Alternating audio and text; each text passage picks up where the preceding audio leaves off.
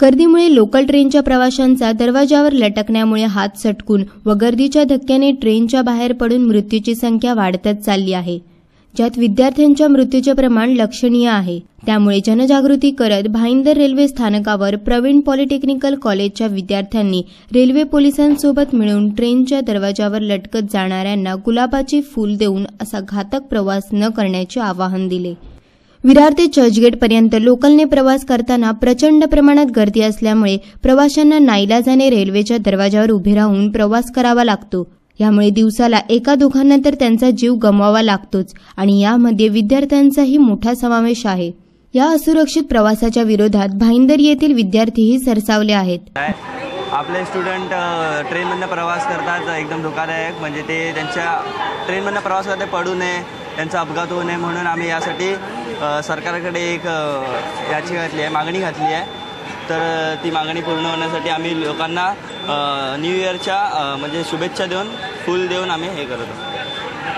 विरार ते बोरिवलीमध्ये विद्यार्थी प्लॅटफॉर्मवर पडून किंवा ट्रेनमधून पडून दुर्घटना खूप होतात आणि त्यामुळे आम्ही सरकारला अशी विनंती करतो की विद्यार्थ्यांसाठी एक सेपरेट डब्बा असावा, जेणेकरून सगळे विद्यार्थी आपल्या कॉलेजमध्ये व्यवस्थित ते प्रवास करू शकतील ट्रेनने।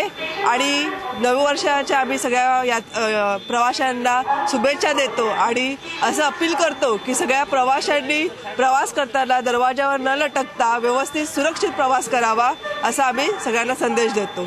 आणि नववर्षाच्या सर्व यात्रेकरूंना 15 का आज का आखिरी का दिन है, 2016 का कल पहला दिन रहेगा।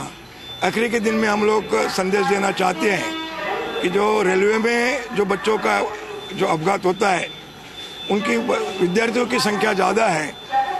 रेलवे प्रशासन ने जैसा महिलाओं के लिए डब्बा दिया है, अपंग के लिए डब्बा दिया है, लेडीज और हैंडीकैप, वैसा ही विद्यार्थी के लिए डब्बा रहे, जिस कारण से ज़्यादा संख्या में विद्यार्थी सुरक्षित जगह पे पहुँचेंगे, ये हमारी मांग है।